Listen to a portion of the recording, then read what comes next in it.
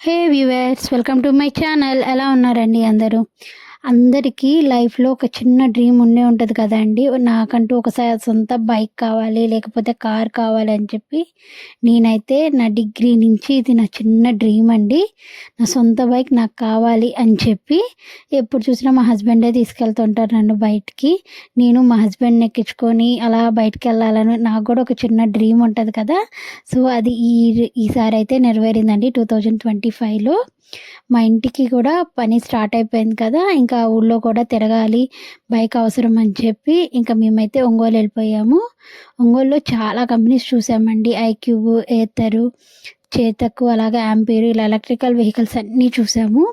Test ride కూడా చేశానండి. నాకు కొంచెం హైట్ ఏదైతే కంఫర్టబుల్గా ఉంటుందో అది తీసుకుందామని ఇన్ని బైక్స్ అయితే చెక్ చేసాము. సో ఫైనల్గా నేను ఏ బైక్ తీసుకున్నాను, ఎంత కాస్ట్ పడింది, ఎంత రేంజ్ వస్తుంది, ఏం కలర్ తీసుకున్నాను అనేది మీకు ఇంకో వీడియో అయితే నేను చేసేస్తాను.